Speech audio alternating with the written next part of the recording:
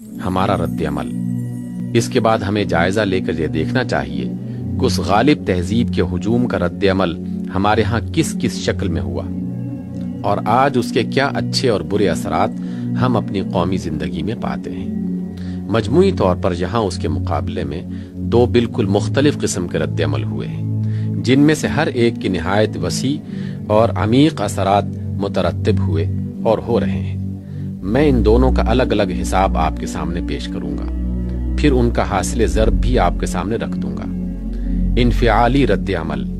ہم میں سے ایک گروہ کا رد عمل یہ تھا کہ یہ طاقت اور ترقی یافتہ قوم جو ہم پر حکمران بن کے آئی ہے، اس سے وہ سب کچھ لے لو جو یہ دے رہی ہے، اور اس کے وہ سارے اثرات قبول کرتے چلے جاؤ جو یہ ڈال رہی ہے۔ جو تعلیم یہ دیتی ہے اسے حاصل کرو، جو معاشی نظام یہ قائم کر رہی ہے اسے اپنا لو، جو قوانین یہ نافذ کر رہی ہے انہیں مان لو، جو معاشرت یہ لائی ہے اس کے رنگ میں رنگ جاؤ، اور جو سیاسی نظام یہ قائم کر رہی ہے اسے بھی تسلیم کر لو۔ اس رد عمل میں مرعوبیت اور شکست خوردگی کی روح تو ابتدا ہی سے تھی، تاہم اول اس کا محرک یہ خیال تھا کہ مغلوب و محکوم ہو جانے کے بعد اب مزاحمت ہمارے لیے ممکن نہیں ہے۔ مزاحمت کریں گے تو ہر حیثیت سے نقصان میں رہیں گے، لہٰذا ہمارے لیے اس کے سوا اب کوئی چارہ کار نہیں ہے کہ زندگی اور ترقی کے جو مواقع اس نئے نظام سے حاصل ہو سکتے ہیں ان سے فائدہ اٹھایا جائے۔ لیکن اس دلیل اور اپنی جگہ اچھی خاصی باوزن دلیل سے متاثر ہو کر ہمارے جو عناصر اس راہ پر گئے ان کی پہلی ہی نسل میں وہ نقصانات نمایاں ہونے لگے جو ایک مخالف تہذیب کے مقابلے میں قبولیت و انفعال کا رویہ اختیار کرنے سے کسی قوم کو پہنچ سکتے ہیں، اور پھر ہر نسل کے بعد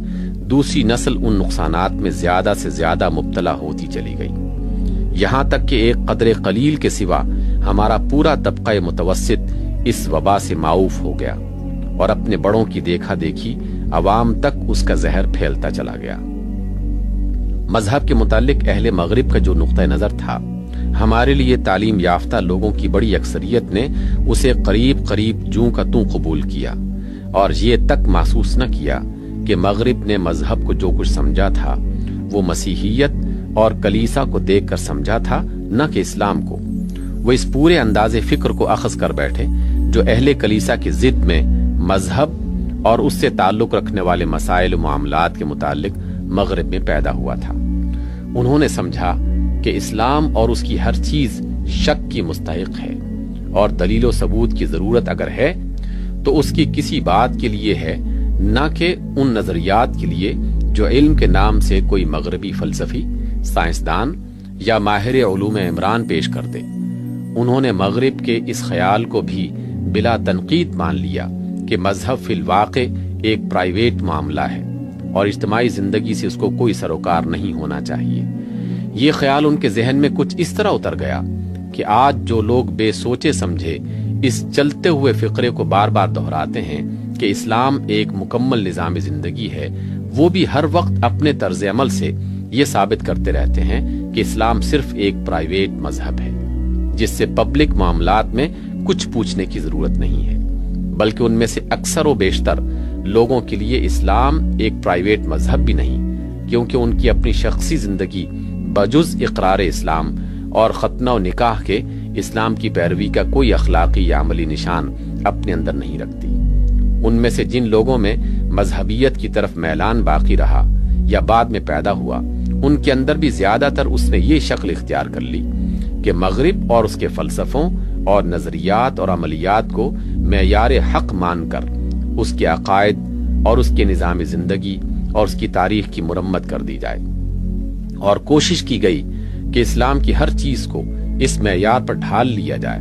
اور جو نہ ڈھل سکے اس کو ریکارڈ سے محو کر دیا جائے، اور جو محو بھی نہ ہو سکے اس کے لیے دنیا کے سامنے معذرتیں پیش کر دی جائیں۔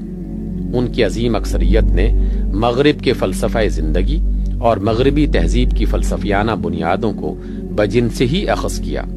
اور ان پر کسی تنقید کی ضرورت محسوس نہ کی۔ یہ لازمی نتیجہ تھا اس تعلیم کا جو انہیں ابتدائی مدارس سے لے کر آخری مراتب تک مدرسوں اور کالجوں میں دی گئی۔ تاریخ، فلسفہ، معاشیات، سیاسیات، قانون اور دوسرے علوم کو جس طرز پر انہوں نے پڑھا اس سے وہی ذہنیت بن سکتی تھی جو خود ان کے مغربی استادوں کی تھی، اور دنیا اور اس کی زندگی کے متعلق ان کا نقطہ نظر وہی کچھ ہو سکتا تھا جو اہل مغرب کا تھا۔ خدا اور آخرت کا علانیہ انکار تو کم ہی لوگوں نے کیا،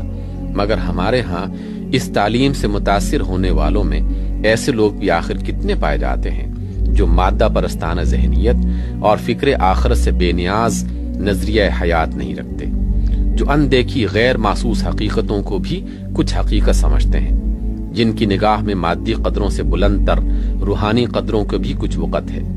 جو دنیا کو اغراض نفسانی کی ایک بے دردانہ کشمکش کا میدان جنگ نہیں سمجھ رہے ہیں۔ اخلاق کے معاملے میں اس انفعالی رد عمل کا نتیجہ اس سے بھی بدتر ہوا۔ اپنے دور انحطاط میں ہمارے اخلاق کی جڑیں بوسیدہ تو پہلے ہی ہو چکی تھیں، ہمارے امراء و اہل دولت پہلے ہی سے عیش کوش تھے، ہمارے متوسط طبقے کرائے کے سپاہی اور بھاڑے کے ٹٹو پہلے سے بنے ہوئے تھے، ہمارے اندر کوئی مستقل اور مخلصانہ وفاداری پہلے سے موجود نہ تھی۔ پھر جب اس کے ساتھ مغرب کے فلسفہ اخلاق کا جوڑ لگا تو یہاں وہ سیرتیں پیدا ہونا شروع ہو گئیں جو مغربی سیرت کے تمام برے پہلوؤں کی جامع اور اس کے اکثر روشن پہلوؤں سے خالی ہیں۔ افادیت اور لذت پرستی اور بے اصولی میں تو ہمارے ہاں کی مغرب زدہ سیرت اسی سطح پر ہے جس پر خود اہل مغرب کی سیرت پہنچی ہوئی ہے، مگر وہاں کوئی مقصد زندگی ہے جس کے لیے سخت کوشی و جانفشانی کی جاتی ہے، اور جہاں کسی مقصد زندگی کا پتہ نہیں وہاں کوئی نہ کوئی ایسی وفاداری موجود ہے جس میں اخلاص پایا جاتا ہے، جسے بیچا اور خریدا نہیں جا سکتا، مگر یہاں سب کچھ قابل فروخت ہے اور ہر شے کا تبادلہ روپے یا ذاتی مفاد سے کیا جا سکتا ہے۔ وہاں کچھ بد اخلاقیاں صرف غیر قوموں کے مقابلے میں برتنے کے لیے مخصوص ہیں، جن کا ارتکاب اپنی قوم کے خلاف کرنا گناہ عظیم سمجھا جاتا ہے، مگر جہاں جھوٹ، مکر، دھوکے، بدعہدی، خود غرضی، سازش اور تحریص و تخویف کے ہتھیار خود اپنی ہی قوم کے خلاف استعمال کر ڈالنے میں بھی کوئی مذائقہ نہیں ہے۔ امریکہ یا انگلستان میں کوئی یہ اخلاق برتے تو اس کا جینا مشکل ہو جائے، مگر جہاں بڑی بڑی جماعتیں ان اخلاقیات کے بل پر اٹھتی اور فروغ پاتی ہیں، اور جو لوگ ان اوصاف میں اپنی مہارت ثابت کر دیتے ہیں، ان کے متعلق سمجھا جاتا ہے کہ قیادت ملی کے لیے یہی موزوں ترین اشخاص ہیں۔ معاشرت اور معیشت اور قانون کے بارے میں مغربی تسلط کے جن اثرات کا ابھی میں آپ سے ذکر کر چکا ہوں، ان سب کو قبول کرنے والے اور انہیں لے کر اپنی قوم میں پھیلانے والے لوگ وہی ہیں جنہوں نے اس انفعالی رد عمل کی راہ اختیار کی۔ تاہم ان میں سے کوئی بھی چیز اس قدر حیرت انگیز نہیں ہے جس قدر انگریزوں کے قائم کیے ہوئے سیاسی نظام کے معاملے میں ان کا رد عمل حیرت انگیز ہے۔ اس گروہ کو سب سے زیادہ ناز اپنی سیاسی سوجھ بوجھ پر ہے، مگر انہوں نے سب سے بڑھ کر اپنی نااہلی کا ثبوت اس معاملے میں دیا ہے۔ جس سیکولرزم، نیشنلزم اور ڈیموکریسی پر ہندوستان کی سیاسی نظام کی بنا رکھی گئی تھی، اور جس کا 19ویں صدی کے نصف آخر سے مسلسل ارتقاء ہو رہا تھا، اس کو اگر ہندوؤں نے تسلیم کیا تو یہ ایک امر طبعی تھا، کیونکہ اس کا ہر جز ان کے لیے مفید تھا، لیکن مسلمان جن کے لیے اس کا ہر ایک جز تباہ کن تھا، ان کا سیاسی نظام کی بنیادی اصولوں کو چیلنج نہ کرنا اس بات کا کھلا ثبوت ہے کہ ان کے نئے تعلیم یافتہ لوگوں نے سیاست پڑھی چاہے کتنی ہی ہو، اسے سمجھا بالکل بھی نہیں۔ وہ مغرب سے اتنے مرعوب تھے کہ جو کچھ وہاں سے آتا اسے وہی آسمانی سمجھ کر قبول کر لیتے تھے، اور کسی چیز کو تنقید کی کسوٹی پر کس کر دیکھنے کی انہیں ہمت نہ ہوئی تھی۔ اس شکست خوردہ ذہنیت کے ساتھ انہوں نے سیاست پڑھی، اور نتیجہ یہ ہوا کہ اس کے تمام نظریات کو بھی آنکھیں بند کر کے مانتے چلے گئے۔ ان کے اندر نہ اتنی عقل تھی کہ اس سیاسی نظام کی بنیادوں کو جانچ کر دیکھتے، اور نہ اتنی جرت تھی کہ علمی حیثیت سے ان بنیادوں کو چیلنج کر سکتے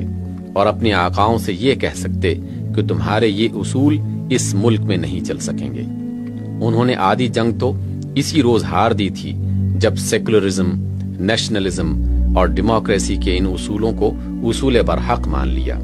اس کے بعد نہ ان کی پالیسی چل سکی کہ سیاسی ارتقاء کی رفتار اور اہل ملک کی طرف اختیارات کے انتقال کو روکا جائے،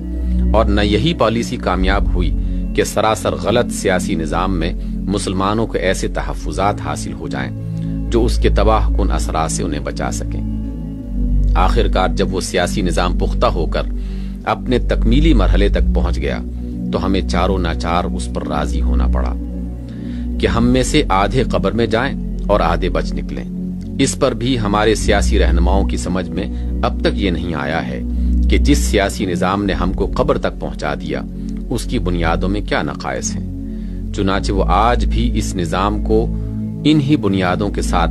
جوں کا توں باقی رکھے ہوئے ہیں اور اس کو بدلنے کی ضرورت کا کوئی احساس ان کے اندر نہیں پایا جاتا۔ اب ایک کند ذہن آدمی کے سوا کون یہ باور کر سکتا ہے کہ سیاست کے مطالعے اور تجربے نے کوئی سیاسی بصیرت ان لوگوں میں پیدا کی ہے۔ اس میں شک نہیں کہ یہ انفعالی رد عمل سراسر نقصان ہی نہ تھا، اس میں فائدے کی بھی کچھ پہلو تھے۔ اس سے ہمارا پچھلا جمود ٹوٹا،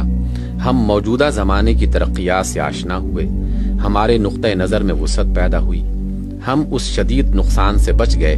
جو صرف غیر مسلموں کے جدید تعلیم پانے اور حکومت کے نظم و نسق میں دخیل ہو جانے سے پہنچ سکتا تھا۔ ہمارے بہت سے آدمیوں کو حکومت کے مختلف شعبوں کا تجربہ حاصل ہوا۔ ان فائدوں میں سے کسی کا بھی میں منکر نہیں ہوں، مگر اس کے ساتھ یہ بھی تو واقعہ ہے کہ اس کی بدولت ہمارا تصور دین بدلا، تصور اخلاق بدلا، فلسفہ زندگی بدلا، ہماری قدریں متغیر ہوئیں، ہماری انفرادی سیرت اور اجتماعی تہذیب کی بنیادیں متزلزل ہوئیں، ہم اسلاف کی اندھی تقلید سے نکل کر اغیار اور گمراہ و بدکردار اغیار کی اندھی تقلید میں مبتلا ہو کر رہ گئے، جس نے ہمیں دینی حیثیت سے بھی تباہ کیا اور دنیاوی حیثیت سے بھی۔ جمودی رد عمل۔ ہمارے ہاں ایک دوسرے گروہ کا رد عمل اس کے بالکل برعکس تھا۔ پہلا گروہ اگر آنے والے سیلاب میں بہہ نکلا تو دوسرا گروہ اس کے آگے جمود کی چٹان بن کر بیٹھ گیا۔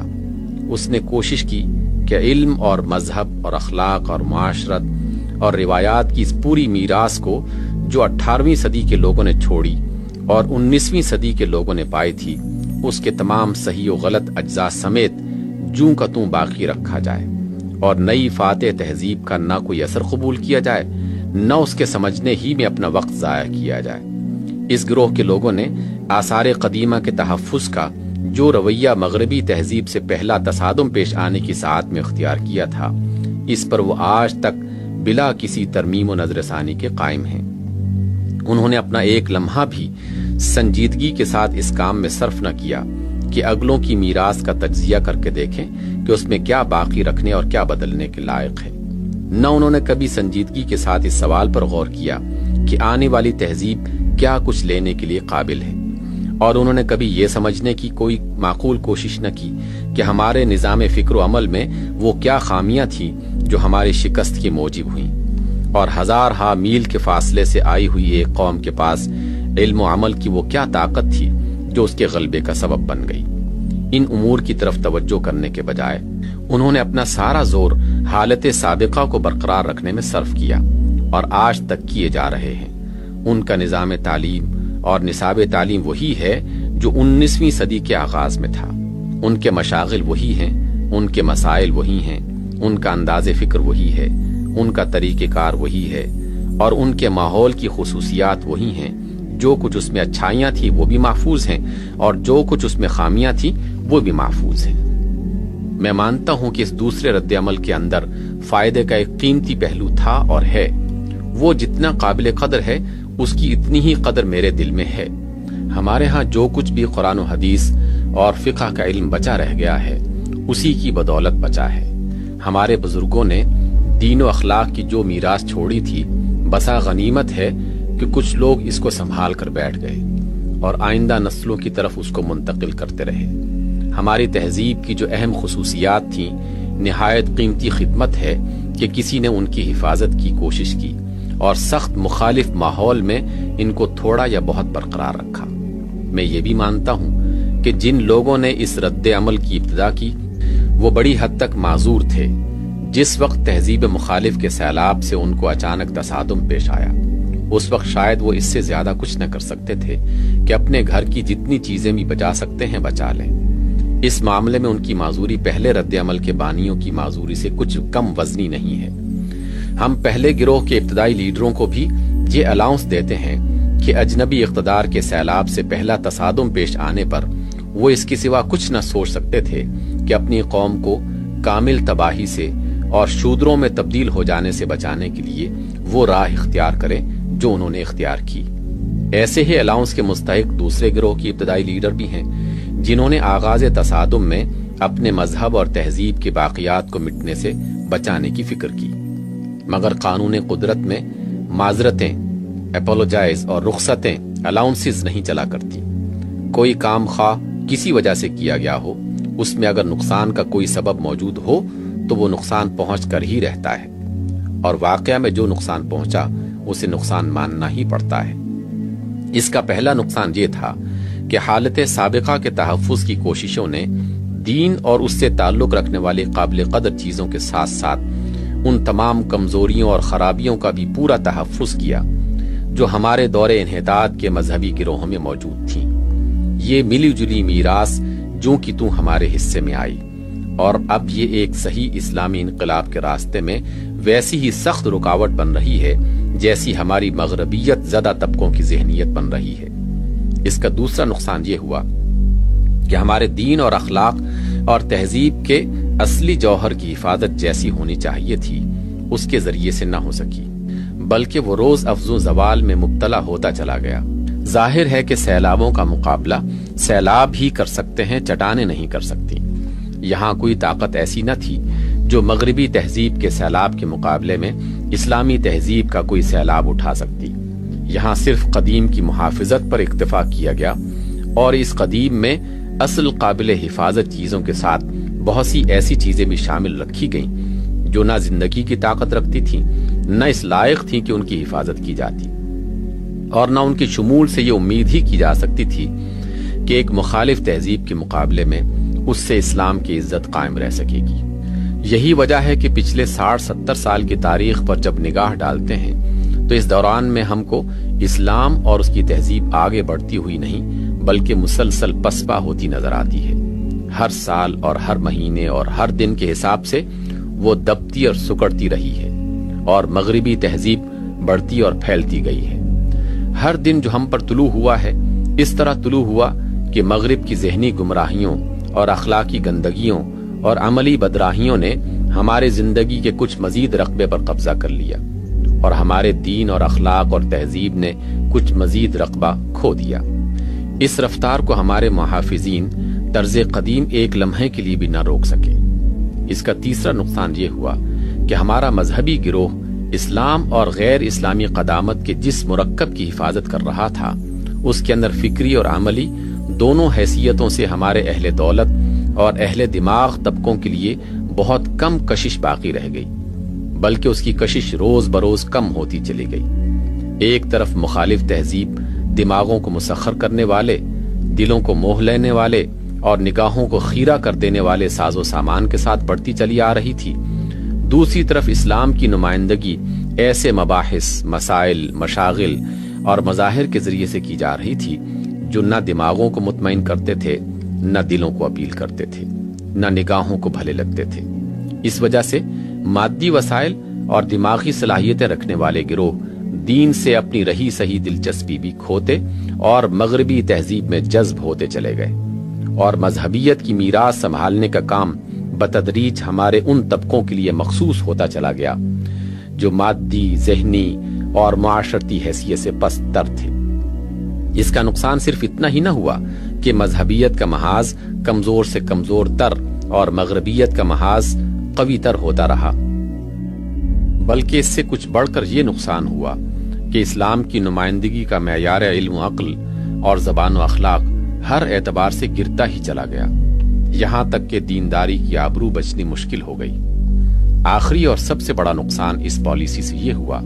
کہ مسلمانوں کی قیادت و رہنمائی سے اہل دین بے دخل ہو گئے، اور تعلیم، تمدن، معیشت اور سیاست ہر معاملے میں مسلمانوں کو راستہ دکھانا اور اپنے پیچھے لے کر چلنا ان لوگوں کا کام ہو گیا جو نہ دین کو جانتے ہی ہیں اور نہ کوئی قدم دین سے پوچھ کر اٹھانے کی ضرورت محسوس کرتے ہیں۔ انہوں نے ساری تعلیم مغربی طرز پر پائی ہے،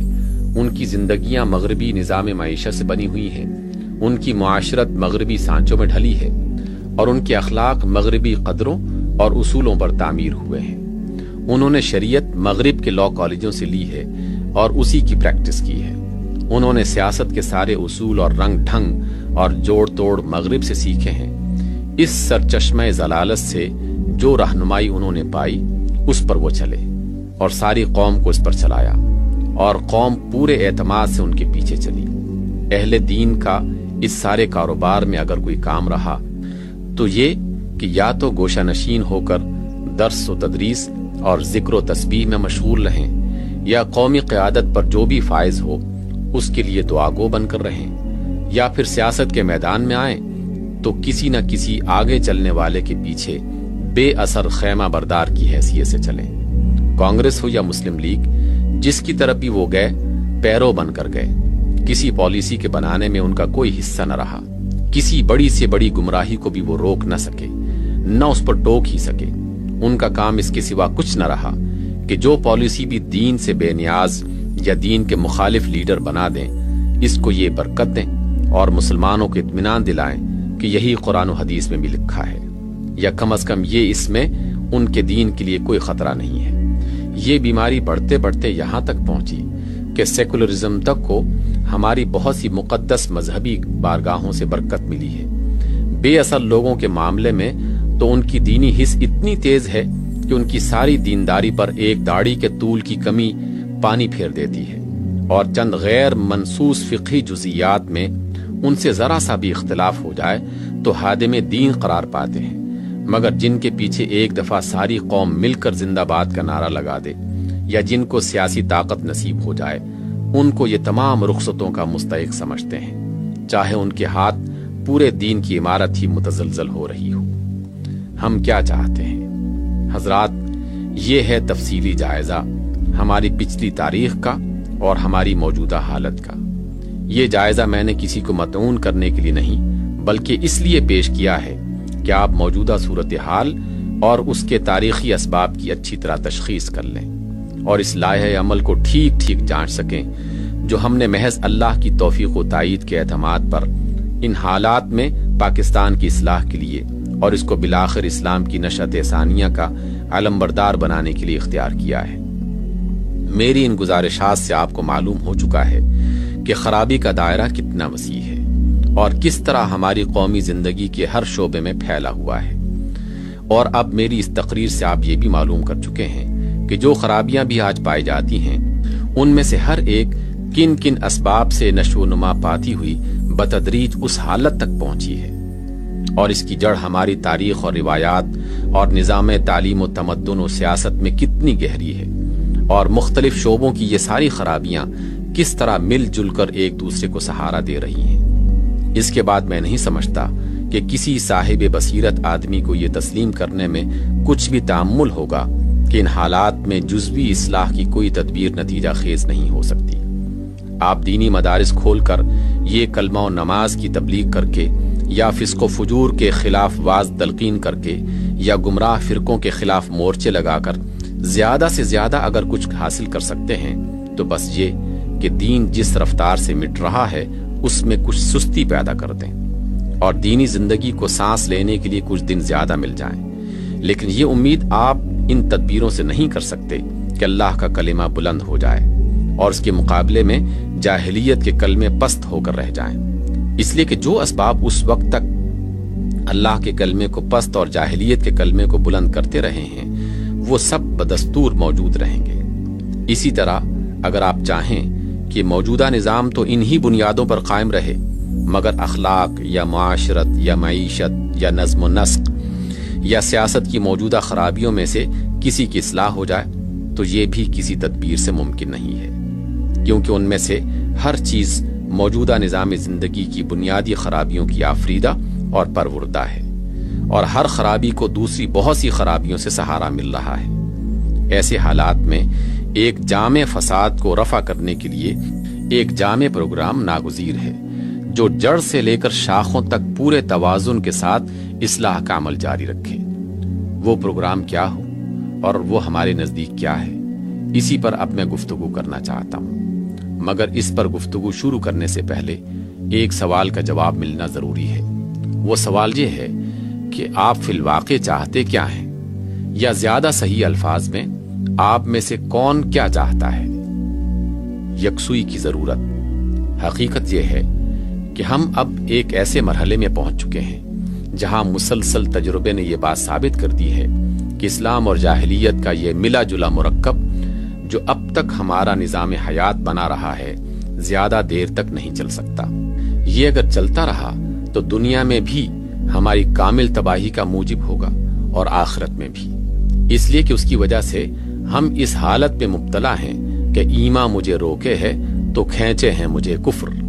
نہ ہم امریکہ اور روس اور انگلستان کی طرح پوری یکسوئی کے ساتھ اپنی دنیا ہی بنا سکتے ہیں، کیونکہ ایمان و اسلام سے ہمارا جو تعلق ہے وہ ہمیں اس راستے پر بے محابہ نہیں چلنے دیتا،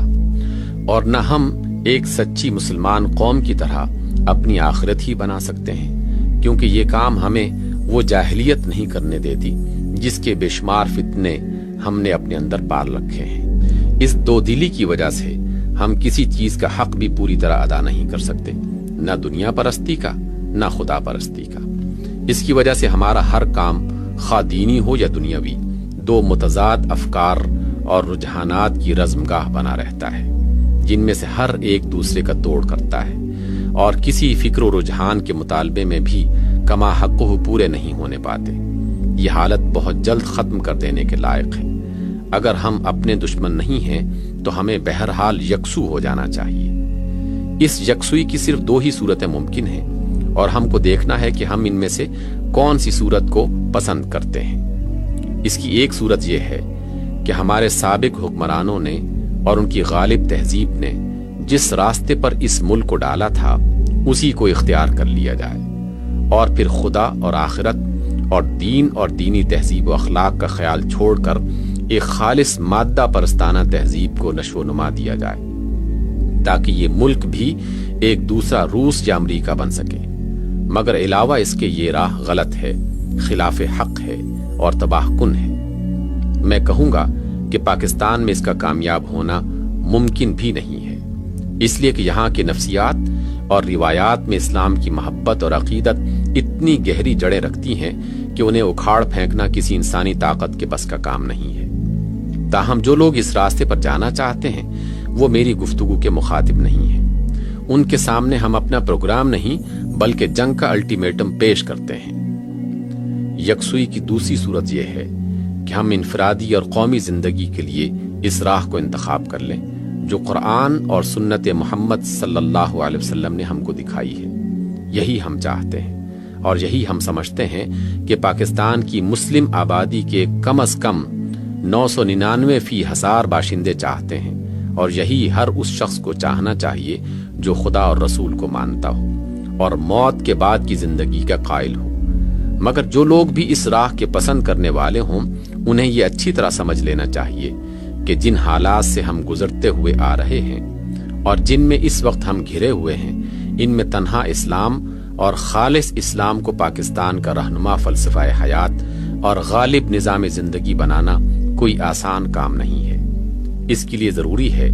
کہ ہم اسلام اور غیر اسلامی قدامت کی اس آمیزش کو جسے صدیوں کی روایات نے پختہ کر رکھا ہے تحلیل کریں، اور قدامت کی اجزاء کو الگ کر کے خالص اسلام کے اس جوہر کو لے لیں جو قرآن اور سنت کے معیار پر جوہر اسلام ثابت ہوں۔ ظاہر ہے کہ یہ کام ہمارے ان گروہوں کی مزاحمت اور سخت مزاحمت کے بغیر نہیں ہو سکتا جو قدامت کے کسی نہ کسی جز کے ساتھ گہری وابستگی رکھتے ہیں۔ اس کے لیے یہ بھی ضروری ہے کہ ہم مغرب کی حقیقی تمدنی اور علمی ترقیات کو اس کے فلسفہ حیات اور انداز فکر اور اخلاق و معاشرت کی گمراہیوں سے الگ کریں، اور پہلی چیز کو لے کر دوسری چیز کو بالکلیہ اپنے ہاں سے خارج کر دیں۔ ظاہر ہے کہ اسے ہمارے وہ گروہ برداشت نہیں کر سکتے جنہوں نے خالص مغربیت کو یا اسلام کے کسی نہ کسی مغربی ایڈیشن کو اپنا دین بنا رکھا ہے۔ اس کے لیے یہ بھی ضروری ہے کہ ایسے لوگ فراہم ہوں اور منظم طریقے سے کام کریں جو اسلامی ذہنیت کے ساتھ تعمیری صلاحیتیں بھی رکھتے ہوں، اور پھر مضبوط سیرت اور صالح اخلاق اور مستحکم ارادے کے مالک بھی ہوں۔ ظاہر ہے کہ یہ جنس ہمارے ہاں ویسے ہی کامیاب ہے، اور پھر اس دل گردے کے لوگ آخر کہاں آسانی سے ملا کرتے ہیں، جو سیاسی اور معاشی چوٹ بھی سہیں، فتووں کی مار بھی برداشت کریں، اور جھوٹے الزامات کی چوطرفہ بارش کا بھی مقابلہ پورے صبر اور سکون کے ساتھ کرتے چلے جائیں۔ ان سب شرطوں کے بعد یہ بھی ضروری ہے کہ اسلام کو نظام غالب بنانے کی تحریک اسی طرح ایک ہماگیر سیلاب کی مانند اٹھے جس طرح مغربی تہذیب یہاں سیلاب کی مانند آئی اور زندگی کے ہر شعبے پر چھا گئی۔ اس ہماگیری اور سیلابیت کے بغیر نہ یہ ممکن ہے کہ مغربی تہذیب کو غلبہ اقتدار سے بے دخل کیا جا سکے، اور نہ یہی ممکن ہے کہ نظام تعلیم، نظام قانون، نظام معیشت اور نظام سیاست کو بدل کر ایک دوسرا تمدن خالص اسلامی بنیادوں پر تعمیر کیا جا سکے۔ یہی کچھ ہم چاہتے ہیں۔ ہمارے پیش نظر بر عظیم ہندو پاکستان کے مسلمانوں کی پرانی تہذیب کا احیاء نہیں بلکہ اسلام کا احیاء ہے۔ ہم علوم جدیدہ اور ان کی پیدا کی ہوئی ترقیات کے مخالف نہیں بلکہ اس نظام تہذیب و تمدن کے باغی ہیں جو مغربی فلسفہ زندگی اور فلسفہ اخلاق کا پیدا کرتا ہے۔ ہم 2 اور 4 آنے والے ممبر بھرتی کر کے کوئی سیاسی کھیل کھیلنا نہیں چاہتے بلکہ اپنی قوم میں سے چھانٹ کر ایسے لوگوں کو منظم کرنا چاہتے ہیں جو قرآن و سنت کے حقیقی اسلام کو یہاں کا غالب نظام زندگی بنانے کے لیے قدامت اور جدت دونوں سے لڑنے کے لیے تیار ہوں۔ ہم زندگی کے کسی ایک جز یا بعض اجزاء میں کچھ اسلامی رنگ پیدا کر دینے کے قائل نہیں ہیں بلکہ اس بات کے درپے ہیں کہ پورا اسلام پوری زندگی پر حکمران ہو، انفرادی سیرتوں اور گھر کی معاشرت پر حکمران ہو، نظم و نسق کے محکموں پر حکمران ہو، اور معاشی دولت کی پیداوار اور تقسیم پر حکمران ہو۔ اسلام کے اس ہماگیر تسلط ہی سے یہ ممکن ہو سکتا ہے کہ پاکستان یکسو ہو کر ان روحانی، اخلاقی اور مادی فوائد سے پوری طرح متمتع ہو جو رب العالمین کی دی ہوئی ہدایات پر چلنے کا لازمی اور فطری نتیجہ ہے، اور پھر اسی سے یہ امید کی جا سکتی ہے کہ یہ ملک تمام مسلم ممالک کے لیے دعوت الی الخیر کا اور تمام دنیا کے لیے ہدایت کا مرکز بن جائے۔ ہمارا لاہ عمل، ہمارے اس مقصد کو سمجھ لینے کے بعد کسی کو ہمارا لاہ عمل کے سمجھنے میں کوئی دشواری پیش نہیں آ سکتی۔ اس کے 4 بڑے اجزاء ہیں جنہیں میں الگ الگ بیان کروں گا۔ اس کا پہلا جز تطہیر افکار و تعمیر افکار ہے۔ یہ تطہیر و تعمیر اس مقصد کو سامنے رکھ کر ہونی چاہیے کہ ایک طرف غیر اسلامی قدامت کے جنگل کو صاف کر کے اصلی اور حقیقی اسلام کی شاہراہ مستقیم کو نمایاں کیا جائے، اور دوسری طرف مغربی علوم و فنون اور نظام تہذیب و تمدن پر تنقید کر کے بتایا جائے کہ اس میں کیا کچھ غلط ہے اور قابل ترک ہے اور کیا کچھ صحیح اور قابل اخذ ہے، اور تیسری طرف وضاحت کے ساتھ یہ دکھایا جائے کہ اسلام کے اصولوں کو زمانہ حال کے مسائل و معاملات پر منطبق کر کے ایک صالح تمدن کی تعمیر کس طرح ہو سکتی ہے، اور اس میں ایک ایک شعبہ زندگی کا نقشہ کیا ہوگا۔ اس طریقے سے خیالات بدلیں گے اور ان کی تبدیلی سے زندگیوں کا رخ پھرنا شروع ہوگا اور ذہنوں کی تعمیر نو کے لیے فکری غذا بھی بہم پہنچے گی۔ اس کا دوسرا جز صالح افراد کی تلاش، تنظیم اور تربیت ہے۔ اس غرض کے لیے ضروری ہے کہ ان آبادیوں میں سے ان مردوں اور عورتوں کو ڈھونڈ کر نکالا جائے جو پرانی اور نئی خرابیوں سے پاک ہوں یا اب پاک ہونے کے لیے تیار ہوں، جن کے اندر اصلاح کا جذبہ موجود ہو،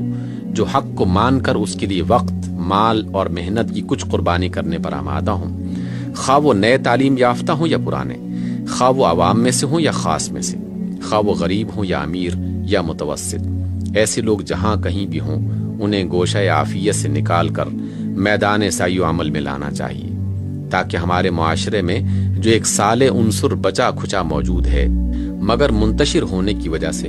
یا جزوی اصلاح کے پراگندہ کوششیں کرنے کی وجہ سے کوئی مفید نتیجہ پیدا نہیں کر رہا، وہ ایک مرکز پر جمع ہو کر اور ایک حکیمانہ پروگرام کے مطابق اصلاح و تعمیر کے لیے منظم کوشش کر سکے۔ پھر ضرورت ہے کہ اس طرح کا ایک گروہ بنانے پر ہی اکتفا نہ کیا جائے بلکہ ساتھ ساتھ ان لوگوں کی ذہنی اور اخلاقی تربیت بھی کی جائے تاکہ ان کی فکر زیادہ سے زیادہ سلجھی ہوئی ہو اور ان کی سیرت زیادہ سے زیادہ پاکیزہ، مضبوط اور قابل اعتماد ہو۔ ہمیں یہ حقیقت کبھی نہ بھولنی چاہیے کہ اسلامی نظام محض کاغذی نقشوں اور زبانی دعووں کے بل پر قائم نہیں ہو سکتا۔ اس کے قیام اور نفاذ کا سارا انحصار اس پر ہے کہ آیا اس کی پشت پر تعمیری صلاحیتیں اور صالح انفرادی سیرتیں موجود ہیں یا نہیں۔ کاغذی نقشوں کی خامی تو اللہ کی توفیق سے علم اور تجربہ ہر وقت رفع کر سکتا ہے، لیکن صلاحیت اور صالحیت کا فقدان سرے سے کوئی عمارت اٹھا ہی نہیں سکتا، اور اٹھا بھی لے تو سہار نہیں سکتا۔ اس کا تیسرا جز یہ ہے کہ اجتماعی اصلاح کی سعی، اس میں سوسائٹی کے ہر طبقے کی اس کے حالات کے لحاظ سے اصلاح شامل ہے، اور اس کا دائرہ اتنا ہی وسیع ہو سکتا ہے جتنا کام کرنے والوں کے ذرائع وسیع ہوں۔ اس غرض کے لیے کارکنوں کو ان کی صلاحیتوں کے لحاظ سے مختلف حلقوں میں تقسیم کرنا چاہیے، اور ہر ایک کے سپرد وہ کام کرنا چاہیے جس کے لیے وہ اہل تر ہوں۔ ان میں سے کوئی شہری عوام میں کام کرے گا اور کوئی دیہاتی عوام میں، کوئی کسانوں کی طرف متوجہ ہو اور کوئی مزدوروں کی طرف، کوئی متوسط طبقے کو خطاب کرے اور کوئی اونچے طبقے کو، کوئی ملازمین کی اصلاح کے لیے کوشاں ہو اور کوئی تجارت پیشہ اور صنعت پیشہ لوگوں کے لیے اصلاح کرے، کسی کی توجہ پرانی درسگاہوں کی طرف ہو اور کسی کی نئے کالجوں کی طرف، کوئی جمود کے قلعوں کو توڑنے میں لگ جائے اور کوئی الحاد و فسق کے سیلاب کو روکنے میں، کوئی شعر و ادب کے میدان میں کام کرے اور کوئی علم و تحقیق کے میدان میں۔ اگرچہ ان سب کے حلقہ ہائے کار الگ ہوں، مگر سب کے سامنے ایک ہی مقصد اور ایک اسکیم ہو، جس کی طرف وہ قوم کے سارے طبقوں کو گھیر کر لانے کی کوشش کریں۔ ان کا متعین نصب العین یہ ہونا چاہیے کہ اس ذہنی، اخلاقی اور عملی انارکی کو ختم کیا جائے جو پرانے جمودی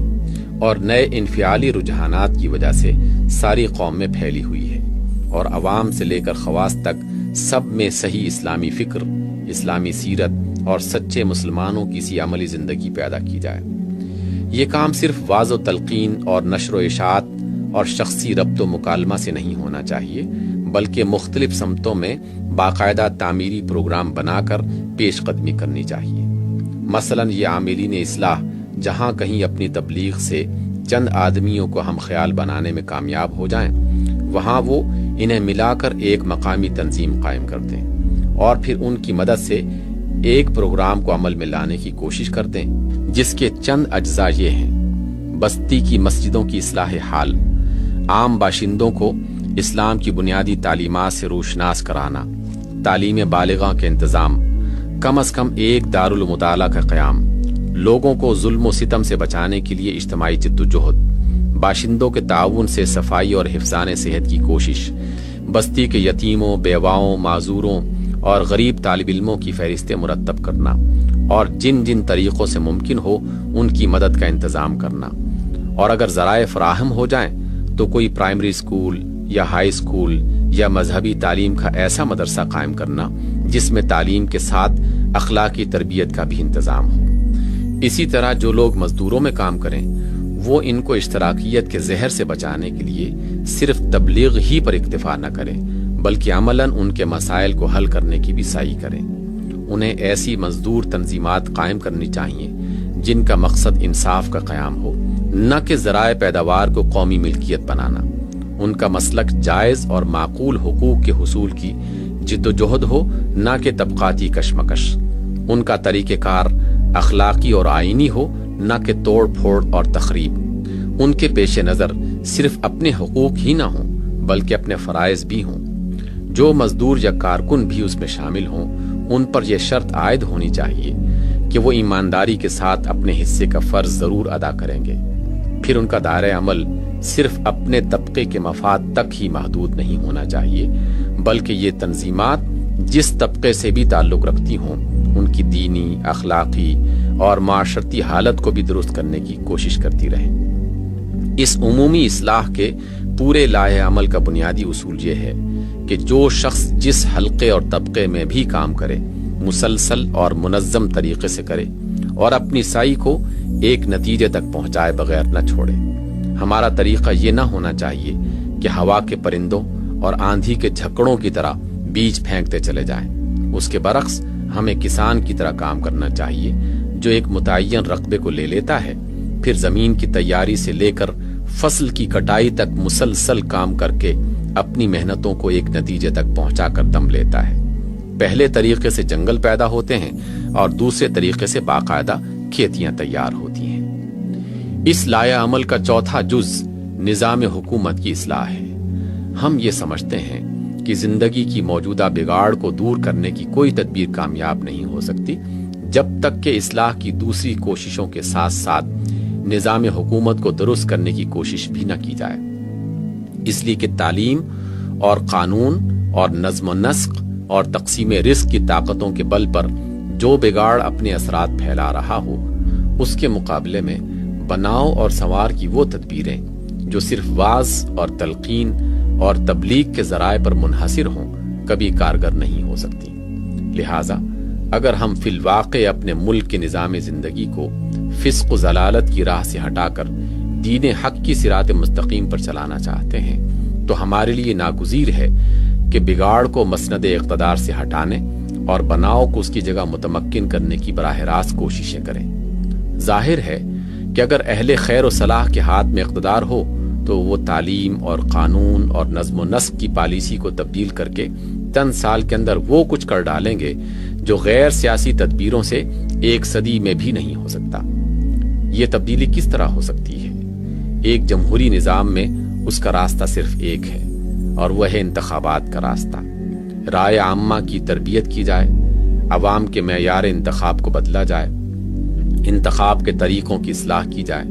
اور پھر ایسے صالح لوگوں کو اقتدار کے مقام پر پہنچایا جائے جو ملک کے نظام کو خالص اسلام کی بنیادوں پر تعمیر کرنے کا ارادہ بھی رکھتے ہوں اور قابلیت بھی۔ ہماری تشخیص یہ ہے کہ اس ملک کے سیاسی نظام کی خرابیوں کا بنیادی سبب یہاں کے طریق انتخاب کی خرابی ہے۔ جب انتخاب کا موسم آتا ہے تو منصب و جاہ کے خواہش مند لوگ اٹھ کھڑے ہوتے ہیں اور دوڑ دھوپ کر کے یا تو کسی پارٹی کا ٹکٹ حاصل کرتے ہیں یا آزاد امیدوار کی حیثیت سے اپنے لیے کوشش شروع کر دیتے ہیں۔ اس کوشش میں وہ کسی اخلاق اور کسی ضابطے کے پابند نہیں ہوتے۔ کسی جھوٹ، کسی فریب، کسی چال، کسی دباؤ اور کسی ناجائز سے ناجائز ہتھ کنڈے کے استعمال میں بھی ان کو دریغ نہیں ہوتا۔ جسے لالچ دیا جا سکتا ہے اس کا ووٹ لالچ سے خرید لیتے ہیں، جسے دھمکی سے مرعوب کیا جا سکتا ہے اسے مرعوب کر کے ووٹ حاصل کر لیتے ہیں، جسے دھوکہ دیا جا سکتا ہے اس کا ووٹ دھوکے سے لے لیتے ہیں، اور جس کو کسی تعصب کی بنا پر اپیل کیا جا سکتا ہے اس کا ووٹ تعصب کے نام پر مانگتے ہیں۔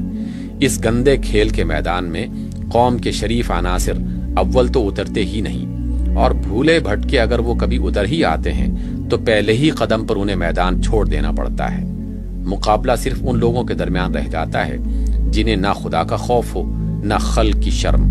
اور نہ کوئی بازی کھیل جانے میں کسی طرح کا باک۔ پھر ان میں سے کامیاب ہو کر وہ نکلتا ہے جو سب جھوٹوں کو جھوٹ میں اور سب چال بازوں کو چال بازی میں شکست دے دے۔ رائے دینے والی پبلک جس کے ووٹوں سے یہ لوگ کامیاب ہوتے ہیں، نہ اصولوں کو جانچتی ہے، نہ پروگراموں کو پرکھتی ہے، نہ سیرتوں اور صلاحیتوں کو دیکھتی ہے۔ اس سے جو بھی زیادہ ووٹ جھپٹ لے جائے وہ بازی جیت لیتا ہے، بلکہ اب تو اس کے حقیقی ووٹوں کی اکثریت بھی کوئی چیز نہیں رہی ہے۔ کرائے پر ووٹ دینے والے جعلی ووٹر اور بددیانت پولنگ آفیسر اپنے ہاتھوں کے کرتب سے بارہا ان لوگوں کو شکست دے دیتے ہیں جن کو اصلی رائے دہندوں کی اکثریت کا اعتماد حاصل ہوتا ہے۔ بسا اوقات انتخابات کی نوبت بھی نہیں آنے پاتی، ایک بے ضمیر مجسٹریٹ کسی ذاتی دلچسپی کی بنیاد پر یا کسی کا اشارہ پا کر تمام امیدواروں کو بیک جنبش قلم میدان سے ہٹا دیتا ہے، اور منظور نظر آدمی بلا مقابلہ پورے حلقہ انتخاب کا نمائندہ بن جاتا ہے، خواہ واقعی نمائندہ ہو یا نہ ہو۔ ہر شخص جو بھی عقل رکھتا ہے ان حالات کو دیکھ کر خود یہ اندازہ کر سکتا ہے کہ جب تک یہ طریق انتخاب جاری ہے کبھی قوم کے شریف اور نیک اور ایماندار آدمیوں کے ابھرنے کا امکان ہی نہیں ہے۔ اس طریقے کا تو مزاج ہی ایسا ہے کہ قوم کے بدتر سے بدتر عناصر چھٹ کر سطح پر آئیں، اور جس بد اخلاقی اور بد کرداری سے وہ انتخاب جیتتے ہیں اسی کی بنیاد پر وہ ملک کا انتظام چلائیں۔ یہ طریقے یکسر بدل دینے کے لائق ہیں۔ ان کے بجائے دوسرے کیا طریقے ہو سکتے ہیں جن کے ذریعے سے بہتر آدمی اوپر آ سکیں؟ ان کی ایک مختصر سی تشریح میں آپ کے سامنے پیش کرتا ہوں۔ آپ خود دیکھ لیں کہ آیا ان طریقوں سے نظام حکومت کی اصلاح کی توقع کی جا سکتی ہے یا نہیں۔ اول یہ کہ انتخابات اصولوں کی بنیاد پر ہوں، نہ کہ شخصی یا علاقائی یا قبائلی مفادات کی بنیاد پر۔ دوم یہ کہ لوگوں کو ایسی تربیت دی جائے جس سے وہ یہ سمجھنے کے قابل ہو سکیں کہ ایک اصلاحی پروگرام کو نافذ کرنے کے لیے کس قسم کے آدمی موزوں ہو سکتے ہیں اور ان میں کیا اخلاقی صفات اور ذہنی صلاحیتیں ہونی چاہیے۔ سوم یہ کہ لوگوں کے خود امیدوار بن کر کھڑے ہونے اور خود روپیہ صرف کر کے ووٹ حاصل کرنے کا طریقہ بند ہونا چاہیے، کیونکہ اس طرح بالعموم صرف خود غرض لوگ ہی منتخب ہو کر آئیں گے۔ اس کے بجائے کوئی ایسا طریقہ ہونا چاہیے کہ جس سے ہر حلقہ انتخاب کے شریف و معقول لوگ سر جوڑ کر بیٹھیں، کسی موزوں آدمی کو تلاش کر کے اس سے درخواست کریں کہ وہ ان کی نمائندگی کے لیے تیار ہو، اور پھر خود دوڑ دھوپ کر کے اور اپنا مال صرف کر کے اسے کامیاب کرنے کی کوشش کریں۔ اس طرح جو لوگ منتخب ہوں گے وہی بے غرض ہو کر اپنے نفس کے لیے نہیں بلکہ ملک کی بہتری کے لیے کام کریں گے۔ چہارم یہ کہ جس شخص کو اس طرح کی کوئی پنچایت اپنے علاقے کی نمائندگی کے لیے تجویز کرے،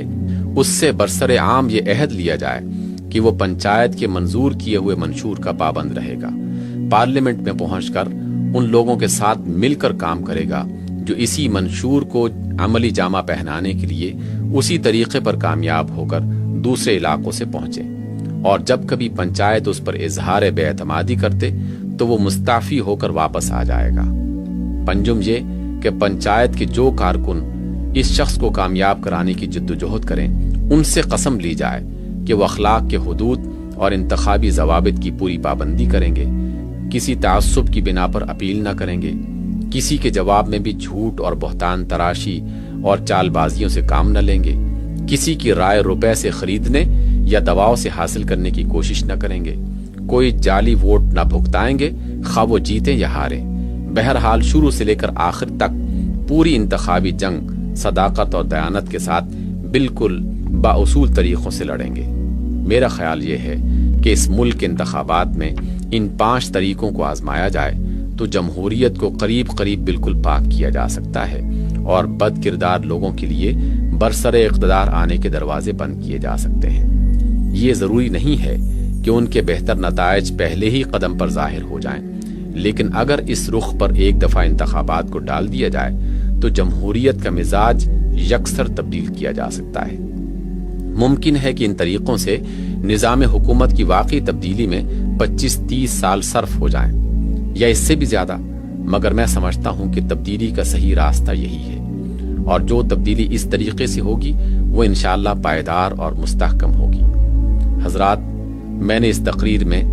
مرض اور اسباب مرض کی پوری تشخیص و تشریح آپ کے سامنے رکھ دی ہے، طریقے علاج بھی بیان کر دیا ہے اور وہ مقصد بھی پیش کر دیا ہے جس کے لیے ہم علاج کی یہ کوشش کرنا چاہتے ہیں۔ اس کے بعد یہ رائے قائم کرنا آپ کا اپنا کام ہے کہ میری باتیں کہاں تک قابل قبول ہیں۔